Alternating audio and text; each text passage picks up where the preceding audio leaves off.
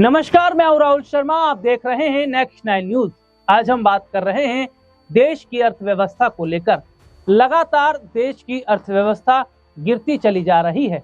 देश की जनता सरकार से सवाल पूछ रही है। देश के विपक्षी सांसद सरकार से सवाल पूछ रहे हैं, लेकिन सरकार गायब है, क्योंकि देश में भारी कमी एलपीजी सिलेंडरों की देखने को मिल रही है। कच्चे तेल के जो आपूर्ति है उसमें भारी कमी है, जिसका नुकसान आम जनता को हो रहा है, देश को उठाना पड़ रहा है, क्योंकि ईरान और इजराइल का जो युद्ध है, इस युद्ध की मार भारत को भी झेलनी पड़ रही है। देश में लगातार एलपीजी सिलेंडरों में भारी कमी देखने को मिल रही है और हालात तो इतने खराब हो गए हैं कि कई जगह होटलों और रेस्टोरेंट को बंद करना पड़ा है।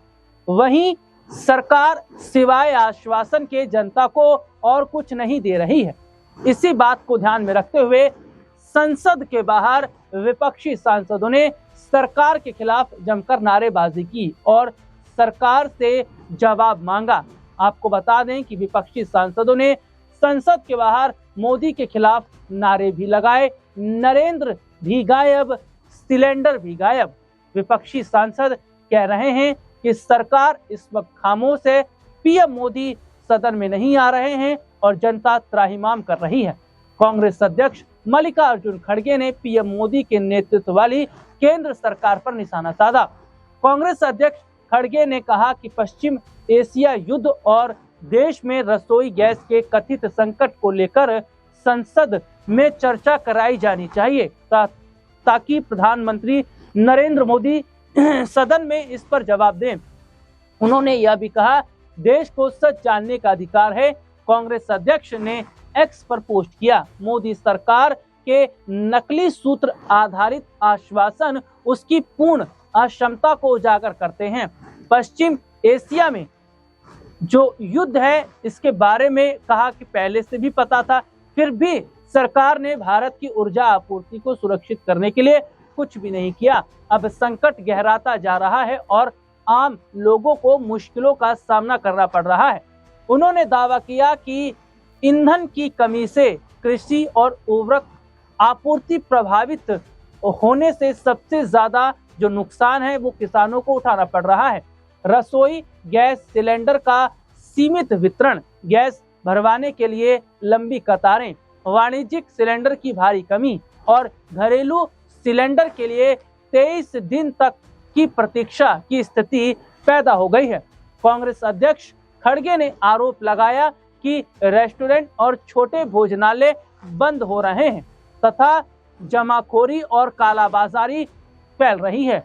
उनका कहना है कि नोटबंदी के समय हमें बताया गया कि 50 दिनों में नकदी की कमी खत्म हो जाएगी। कोविड महामारी के समय हमें बताया गया कि यह कोई गंभीर स्थिति नहीं है, जबकि देश ने गंगा में शव और विनाशकारी कुप्रबंधन देखा। पश्चिम एशिया युद्ध के समय अब हमें बताया गया है कि भारत के पास 74 दिनों का तेल और ऊर्जा भंडार है। स्थिति गंभीर बनी हुई है। उन्होंने कहा कि देश को सब जानने का हक है। हम इस संकट पर संसद में पूरी तरह से चर्चा की मांग करते हैं और प्रधानमंत्री को देश को जवाब देना चाहिए। ईरान इजराइल युद्ध की आंच भारत तक पहुंच चुकी है। भारत में एलपीजी गैस को लेकर संकट मंडरा रहा है। हालांकि सरकार ने स्पष्ट किया है कि अभी घबराने की जरूरत नहीं है। जानते हैं, देश के 10 बड़े शहरों में एलपीजी संकट पर बहुत बुरे हालात हैं और इसका असर भी नजर आ रहा है। आपको बता दें, कई शहरों से एलपीजी की किल्लत की खबरें देखने को मिली हैं। रेस्टोरेंट और फैक्ट्री संचालकों ने कहा कि कमर्शियल गैस सिलेंडर भी नहीं मिल रहा है। एलपीजी की कमी से कई रेस्टोरेंट बंद होने की कगार पर हैं। हालात ऐसे हैं कि शादी के किचन से लेकर छोटे रेस्टोरेंट तक लकड़ी और कोयले पर खाना पकाने के लिए अब मजबूर हो गए हैं। कई जगह कैंटीन बंद हो गई है। आईआरसीटीसी ने माइक्रोवेव और इंडक्शन के इस्तेमाल को लेकर जानकारी दी है। घरेलू सिलेंडर के लिए भी लंबी कतारें लग रही हैं। जमीनी हालात भले ही खराब दिख रहे हों, लेकिन केंद्र सरकार का दावा है बाकी सब ठीक है, घबराने की जरूरत नहीं। बेंगलुरु, पुणे के कई इलाकों में लंबी कतारें लग गई हैं। एजेंसियों के पास पर्याप्त स्टॉक नहीं होने से लोगों को धूप में इंतजार करना पड़ रहा है। कारोबारियों के पास केवल 2-3 दिन का गैस का स्टॉक बचा है। पुणे होटल एसोसिएशन के अध्यक्ष गणेश शेट्टी ने बताया, पुणे बेंगलुरु में करीब 80% होटल बंद होने की आशंका जताई जा रही है। गैस आपूर्ति प्रभावित होने से होटल कारोबार के साथ वड़ा पाव ठेला, चाइनीज स्टॉल, अमृतुल्य चाय की दुकानें और अन्य विक्रेता भी प्रभावित होते नजर आ रहे हैं। मेरठ के औद्योगिक क्षेत्रों के एसोसिएशन की माने तो जिले में 47,000 उद्योगों पर असर पड़ा है। मेरठ के वाइस चेयरमैन राजीव अग्रवाल का कहना है कि गैस की किल्लत की वजह से यूनिट को बंद करना पड़ रहा है। बागपत जिले में गैस की 32 एजेंसियां हैं। यहाँ 35 फैक्ट्रियों में सिलेंडर नहीं मिलने से काम बंद हो गया है। मुरादाबाद मंडल के जो अध्यक्ष हैं, उन्होंने भी ये बताया कि हालात बेहद खराब हैं और जिस तरीके से होटल रेस्टोरेंट को बंद करना पड़ रहा है, इससे उन्हें भारी नुकसान हो रहा है। मुंबई, पुणे और नागपुर में कमर्शियल गैस की भारी कटौती की गई है। पुणे में नगर निगम ने गैस आपूर्ति को बहुत हद तक बंद कर दिया है। राज्य के करीब 9,000 रेस्टोरेंट और बार पर इसका बुरा असर पड़ रहा है। मुंबई में होटल एसोसिएशन आहार ने चेतावनी दी है कि अगर सप्लाई नहीं सुधरी तो अगले 2-3 दिनों में हालात और खराब होंगे और 50% होटलों पर ताले लग सकते हैं। मुंबई में कुछ रेस्टोरेंट ने गैस नहीं मिलने के बाद अंगीठी पर खाना बनाना शुरू कर दिया है।